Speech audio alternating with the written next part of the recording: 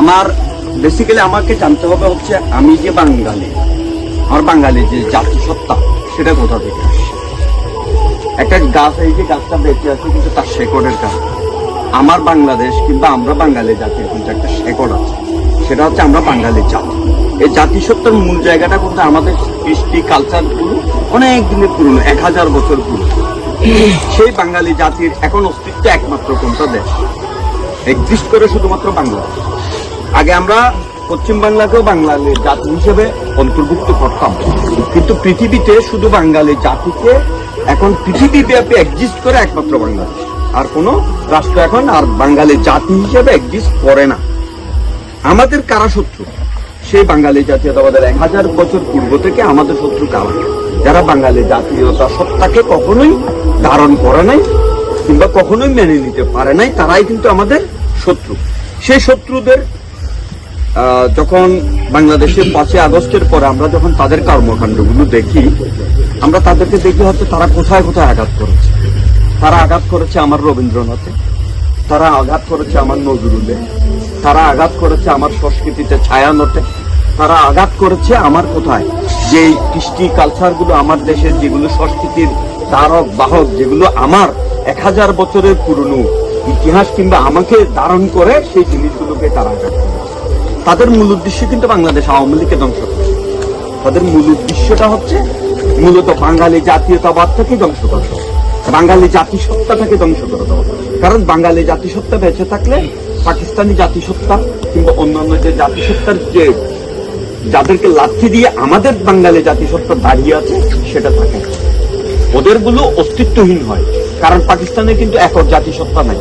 পাকিস্তানে কিন্তু বেলুচ একটা জাতি, পশতুন একটা জাতি, পাঞ্জাব একটা জাতি। আবার ইন্ডিয়াতে দেখবেন যে কিন্তু পুরোপুরি ইন্ডিয়ান জাতি না, সবাই বাঙালি আছে, তাদের আবার মারাঠি আছে, তাদের আবার তামিল আছে, তাদেরও পাঞ্জাব আছে। তারাও কিন্তু একক জাতিসত্তার রাষ্ট্র না। এই বাংলাদেশটাই হচ্ছে একমাত্র এই সাবকন্টিনেন্টাল একমাত্র রাষ্ট্র যার একক জাতিসত্তার উপরে দাঁড়িয়ে আছে। আবার আমার কৃষ্টি কালচারের ঐতিহ্য কিন্তু 1000 বছর। তারা আমাকে আঘাত করেছে কোথায়? এই জাতিসত্তাটাকে ধারণ করে বাংলাদেশে তারা আওয়ামী লীগ। কারণ তারা তাদের সংস্কৃতিকে ধারণ করেছে, তারা নজরুলকে ধারণ করেছে, তারা রবীন্দ্রনাথকে ধারণ করেছে, এবং এই জাতিসত্তার যে সৃষ্টির যেটা অস্তিত্বটাকে পৃথিবীব্যাপী জানান দিয়েছে কার নেতৃত্বে? বঙ্গবন্ধুর নেতৃত্বে। যার জন্য তারা আঘাত করেছে কোথায়? বঙ্গবন্ধু। তারা আওয়ামী লীগকে আঘাত করে। আমি বলবো এখানে আওয়ামী লীগকে তারা কোনোভাবেই আঘাত করেনি। তারা আঘাত করেছে আমার কৃষ্টিতে, আমার কালচারে, আমার সংস্কৃতিতে, আমার বঙ্গবন্ধুতে, আমার রবীন্দ্রনাথে, আমার নজরুল। সেটার মূল উদ্দেশ্য হচ্ছে একটাই, তারা এই দেশের অস্তিত্বটাকে আমার সাথে যারা রাজনৈতিক মাঠে ফাইট করবে তাদের সাথে তথ্য উপাত্ত দিয়ে আমি সবচেয়ে জয়ী হতে পারি। আমি যেন তাকে প্রমাণ করতে পারি তুমি ভুল, আমি সত্য। সেটার জন্য আমাকে পড়তে হবে। কোনটা পড়তে হবে? আমার রুটটাতে যেতে হবে, আমার বাঙালি সংস্কৃতির কাছে ফিরতে হবে, আমার ফিরতে হবে আমার মুক্তিযুদ্ধ, আমার ফিরতে হবে আমার সংস্কৃতি।